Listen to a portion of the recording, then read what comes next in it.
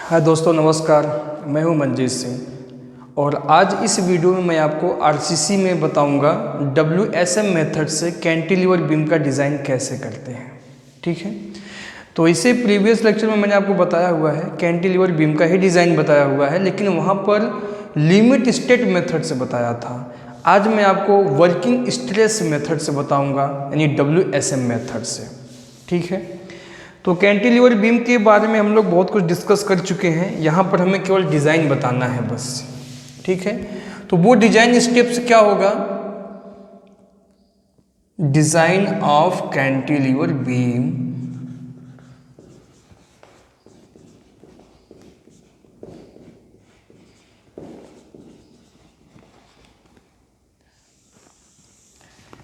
इसका फिगर हम लोग बना लेते हैं। कैसे होगा देखिए।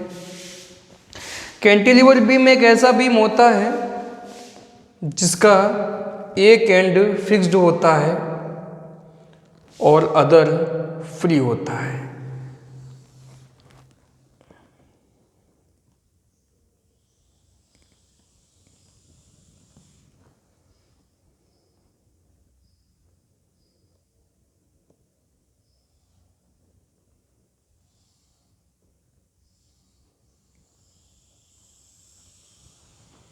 इस प्रकार से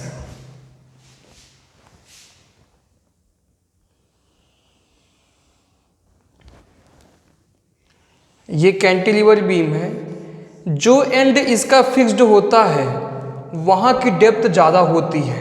देखिए यहाँ पर ये सपोर्ट से फिक्स्ड कर दिया गया है और यहाँ का डेप्थ हम लोग मान लेंगे total depth of beam at fixed end capital D और total depth of beam at free end D dash. दोनों का डेप्थ अलग अलग होता है। ठीक है, और ये हो गया इसका क्लियर लेंथ या क्लियर स्पान। और इफेक्टिव स्पान हम लोग जानते हैं, यहाँ मिड से कहीं जाके होगा स्मॉल l। ठीक है, तो ये है आपका कैंटिलीवर बीम। तो सबसे पहला स्टेप क्या होगा इसका? सबसे पहले हम लोग निकालते हैं इफेक्टिव लेंथ स्मॉल l। क्या होता है फॉर्मूला इसका? Capital L plus D/2। D क्या है? Effective depth of beam at fixed end. जहां भी स्मॉल d लिखा होगा वो यहां का इफेक्टिव डेप्थ होगा, या L plus width of support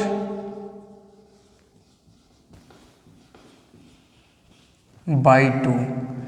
ये दो फॉर्मूले होते हैं। इन दोनों में जो मिनिमम वैल्यू होगा उसे हम ले लेंगे। ठीक है, जो मिनिमम वैल्यू होगा वही लेंगे, which ever of minimum value.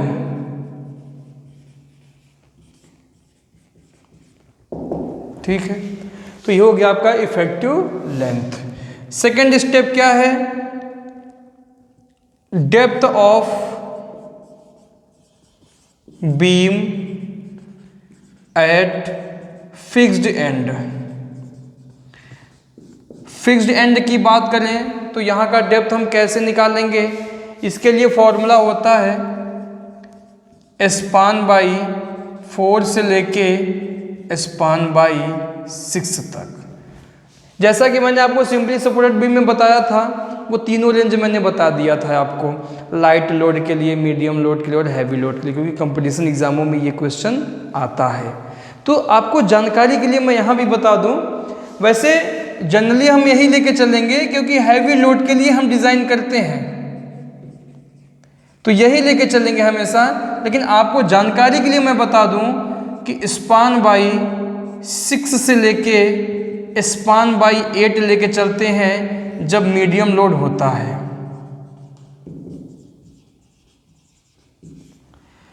Span by 8 से लेके स्पान बाई 10 तक जब लाइट लोड होता है।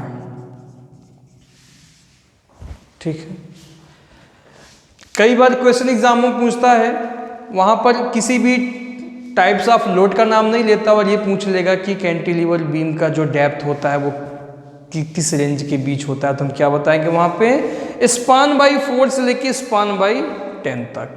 ठीक है, मिनिमम स्पान बाई 4 और मैक्सिमम स्पान बाई 10 इसके बीच में ही रहते हैं।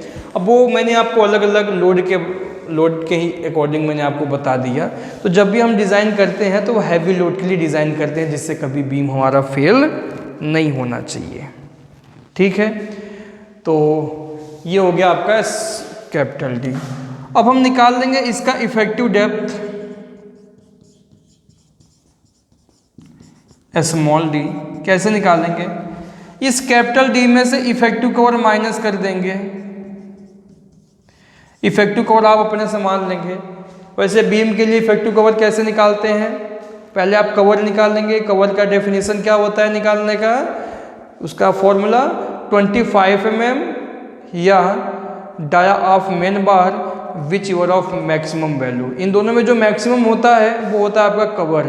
और इफेक्टिव कवर कैसे निकालते हैं? Cover plus dia of main bar by 2। ठीक है, तो यहाँ पर आप डिजाइन करते समय मैंने आपको बताया हुआ है कि 40 mm ले लिया करो। ठीक है, ज़्यादा परेशान नहीं होना है, 40 mm तक ले लेंगे आप। नंबर 3 पे चलते हैं। अब depth of beam at free end. Free end पे भी कुछ ना कुछ लेके चलना है। इसको हमने डी डैश मान लिया है, तो डी डैश का वैल्यू आप लेके चलेंगे 100 mm से लेके 200 mm तक। और इसका इफेक्टिव डेप्थ निकालने की कोई आवश्यकता नहीं है। नंबर 4 विड्थ ऑफ बीम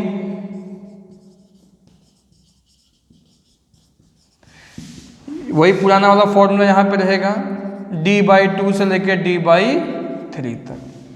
तो इस प्रकार मैंने L, B और D ये तीनों आपको बता दिया। अब हम बात करेंगे लोड की। ठीक है, अब हम बात करें किस चीज़ का? लोड का। लोड में 2 टाइप का लोड होता है आपका। एक होता है सुपर इम्पोज्ड लोड जो कि आपको क्वेश्चन में दिया होगा।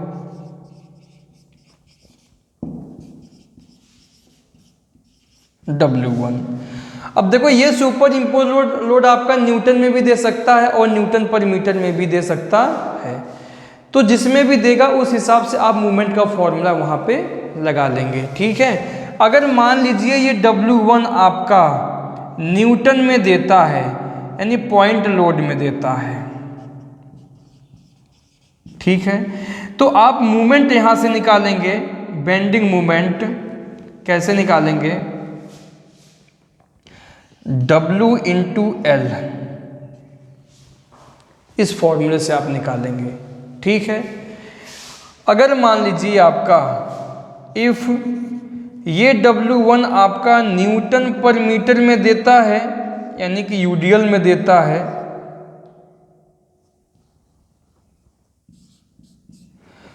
तब आप बेंडिंग मोमेंट कैसे निकालेंगे? WL²/2। ठीक है, तो यहां से हमें क्या मिल जाएगा? बेंडिंग मोमेंट मिल जाएगा। ठीक है, BM1 BM1 मिल जाएगा। तो इस बात मैंने यहाँ पे दोनों फॉर्मूला आपके लिए लिख दिया हुआ है क्योंकि बच्चे हमेशा गलत कर जाते हैं। वो एक ही फॉर्मूला याद करते हैं WL²/2 यूडीएल के लिए, और मान लीजिए कभी पॉइंट लोड में क्वेश्चन दे दिया तो बच्चों को फॉर्मूला याद नहीं होता है। तो आप यहाँ पर याद रखेंगे, आपको लोड न्यूटन यानी पॉइंट लोड में भी दे सकता है और यूडीएल में भी दे सकता है। अगर पॉइंट लोड में देता है तो बेंडिंग मोमेंट निकालने का ये फॉर्मूला है, अगर यूडीएल में देता है तो बेंडिंग मोमेंट का फॉर्मूला ये होता है। ठीक है, यानी यहाँ पे हम लोड और मूवमेंट दोनों निकालते हुए चलेंगे। लोड एंड मूवमेंट दोनों निकाल रहे हैं। ठीक है, तो यहां से हमें BM1 मिल गया, या केवल आप इसे M1 M2 भी कह सकते हैं, मूवमेंट M1। अब इसके बाद हम क्या निकालेंगे? Self weight of beam.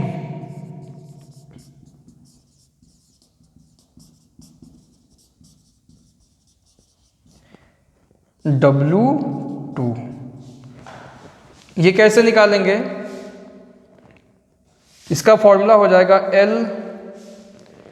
L into B into D plus D dash upon 2 into 25,000। ठीक है, कैसे निकालेंगे? क्या मैंने आपको बताया? L into B into D. देखिए यहां पर सेल्फ वेट का फॉर्मूला क्या रहेगा आपका? Capital L into B into capital D plus D dash by 2 into 25,000 newton per metre में आएगा। देखिए वेट निकालने का फॉर्मूला होता है वॉल्यूम इंटू डेंसिटी। तो वॉल्यूम कैसे निकालेंगे? वॉल्यूम निकालने का फॉर्मूला क्या है आपका? L into B into D. तो L इंटू बी आप ले लेंगे, डी क्या है ना कि यहाँ पर डेप्थ डी है, यहाँ पर डेप्थ डी डैश है, तो दोनों का एवरेज ले लेंगे। ठीक है, क्या बताया मैंने आपसे? दोनों का क्या ले लेंगे? एवरेज ले लेंगे। ठीक है, तो यहाँ पर मैंने d plus D dash by 2 into 25,000 आपका कर दिया। ठीक है, अब W2 निकालने के बाद अब हमें निकालना है मूवमेंट। तो ये जो आपका वेट आएगा, ये मान लीजिए सेल्फ वेट ऑफ बीम आपका यहाँ पर लगा हुआ है। हर एक लंबाई में अलग अलग होने की वजह से इसका सेंटर ऑफ ग्रेविटी ये फिक्स्ड नहीं है कि मिड पॉइंट पे ही होगा, वो कहीं भी हो सकता है। तो जब हम यहाँ पर मूवमेंट निकालेंगे ना, तो मूवमेंट इज इक्वल टू क्या होता है? W2 इंटू डिस्टेंस x बार मान लेंगे इसको, क्योंकि मूवमेंट इज इक्वल टू होता है फोर्स इंटू परपेंडिकुलर डिस्टेंस। जब हम यहाँ पर मूवमेंट निकालेंगे फिक्स्ड एंड पे, तो क्या हो जाएगा? W2 इंटू यहाँ से लेके यहाँ तक का डिस्टेंस x बार। ठीक है, तो यहाँ पर जो मूवमेंट का फॉर्मूला हो जाएगा वो क्या हो जाएगा? m2 is equal to W2 into x bar. ठीक है, अब x बार क्या है? अब देखिए आपका ट्रेपेजियम शेप में है, ये किस शेप में है आपका? ये एक ट्रेपेजियम शेप में है, और ट्रेपेजियम शेप में उसका जो सेंट्रोइड है होता है वो कैसे निकालते हैं? तो x बार का फॉर्मूला होता है d plus 2d dash upon d plus D dash into L by 3। Small l लेके चलेंगे। ठीक है, वैसे मैंने यहाँ पर ये स्लोप में ही रहता है पूरा इस तरीके से। ठीक है, और यहाँ भी स्मॉल l लेके चलते हैं दोनों जगह। ठीक है, तो x बार का फॉर्मूला हो गया। अब देखिए x बार का आप वैल्यू यहाँ से निकाल करके यहाँ पे रख देंगे W2 इंटू एक्स बार में, तो M2 आपका यहाँ से निकल गया। ठीक है, अच्छा ये हमेशा न्यूटन में आएगा, क्यों? क्योंकि वॉल्यूम का यूनिट होता है मीटर क्यूब और डेंसिटी का होता है न्यूटन पर मीटर क्यूब। तो मीटर क्यूब से मीटर क्यूब कैंसिल हो गया, तो न्यूटन में ये वैल्यू आ जाता है। तो हम निकाल लेंगे total bending movement. Total bending movement क्या हो जाएगा? m is equal to m1 plus m2। बात समझ में आई? अब इसके आगे का जो स्टेप है वो पूरा स्टेप सिंपली सपोर्टेड बीम का ही होगा। जो भी चेंजिंग करना था वो मैंने आपको यहाँ पर बता दिया। अब आगे का स्टेप क्या है आपका? अब आप निकालेंगे क्रिटिकल न्यूट्रल एक्सिस, फिर मूवमेंट ऑफ रेजिस्टेंस, फिर चेक इन डेप्थ, फिर उसके बाद रेनफोर्समेंट, उसके बाद check in shear and check in bond. आगे का स्टेप पूरा सिंपली सपोर्टेड बीम का होगा, लेकिन मैं इसको मिनिमम रेनफोर्समेंट तक इसको मैं आपको बता दे रहा हूँ।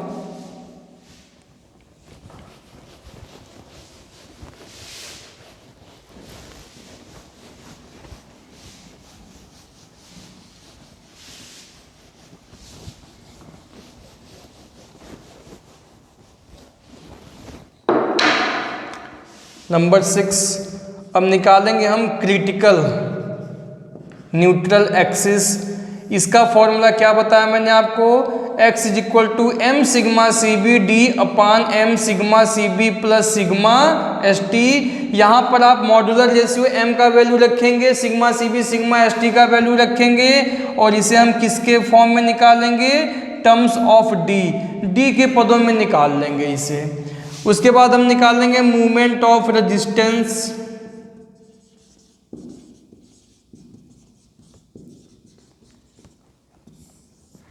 mr। इसका फॉर्मूला क्या होता है, bx sigma C B by two into D minus X by three.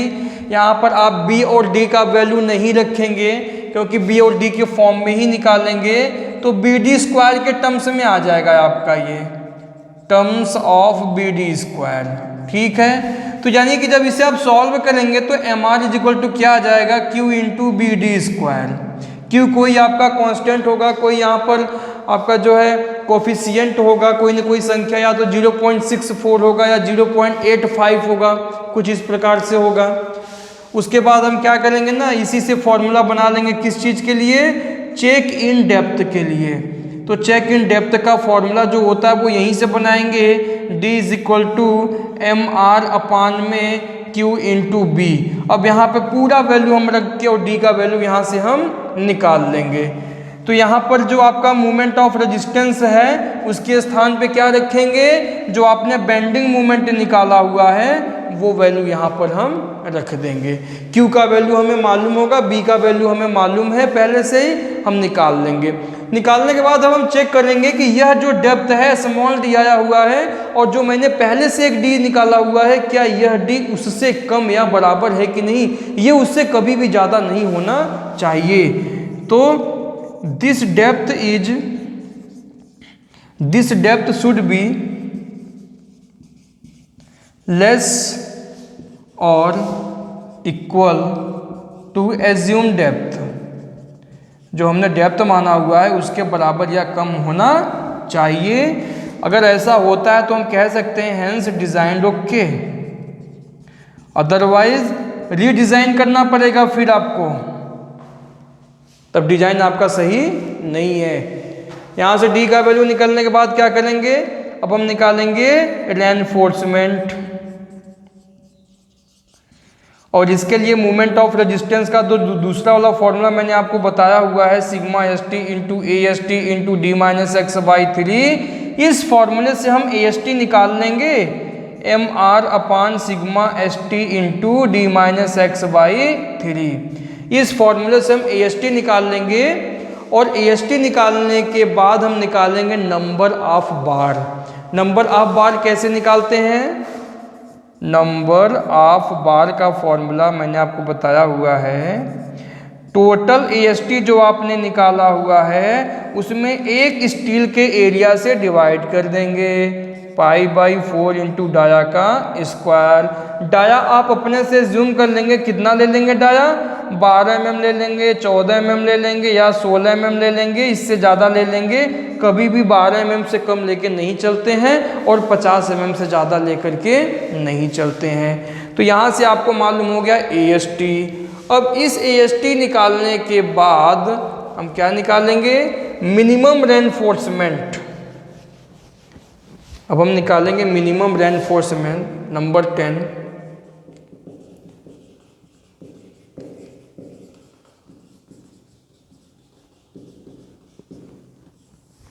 AST not, इसका फॉर्मूला क्या होता है, 0.85 BD अपान में FY। ठीक है, यह AST नॉट जो है आपका उस AST से हमेशा कम होना चाहिए। AST not is less than AST। ठीक है, तो हम कह सकते हैं कि डिजाइन ओके। उसके बाद स्टेप आपका आता है चेक इन शियर और अगला आता है चेक इन बॉन्ड। ये दोनों स्टेप मैं यहाँ पे नहीं बताऊंगा क्योंकि इन दोनों को मैंने अलग से वीडियो इसके लिए बना दिया है। ठीक है, ये दोनों design design of shear reinforcement के नाम पे मैंने लेक्चर बनाया हुआ, अगर आपने वो प्रीवियस लेक्चर नहीं देखे हो तो आप पहले उसको देख लेंगे, ठीक है। और चेक इन बॉन्ड का भी मैंने उसी में बता दिया है दोनों, तो यहाँ पर बताएंगे तो बहुत ज़्यादा हो जाएगा आपको, ठीक है। और अगर आपको फिगर नहीं बनाना आता है, कैंटिलीवर बीम हो चाहे सिंपली सपोर्टेड बीम हो, यहाँ तो मैं केवल डिजाइन स्टेप्स बता रहा हूँ आपको, ठीक है। तो इसके लिए मैंने ड्राइंग का लेक्चर डाल दिया हुआ है, वहाँ पर भी सिंपली सपोर्टेड बीम और कैंटिलीवर बीम का वहाँ पर डायग्राम पूरा फिगर बनाया हुआ है। आप वहाँ से देख लेंगे कि किस प्रकार से सिंपली सपोर्टेड बीम बनता है या किस प्रकार से कैंटिलीवर बीम बनता है, कैसे कैसे रेनफोर्समेंट प्रोवाइड वहाँ पे करते हैं, पूरा मैंने डिटेल में बनाया हुआ है वहाँ पर, ठीक है। तो यहाँ पर मैंने आपको 10 स्टेप बता दिया है, इस 10 स्टेप को आप अच्छे से कंप्लीट कर लेंगे, ठीक है। तो मैं समझता हूँ कि आपको बहुत अच्छे से समझ में आ गया होगा, बहुत ज़्यादा टफ नहीं है, जैसे मैंने एलएसएम मेथड से आपको बताया हुआ है बिल्कुल उसी तरह से है, केवल फॉर्मूले चेंज हुए हैं। वहाँ पर मोमेंट ऑफ रेजिस्टेंस और न्यूट्रल एक्सिस के फॉर्मूले अलग हैं और यहाँ पर अलग है, बाकी लगाने का पूरा प्रोसेस जो है वो दोनों में सेम है, ठीक है। तो आप एलएसएम मेथड से भी इसका डिजाइन कर सकते हैं और इसका मैंने वीडियो पहले से ही बना दिया है।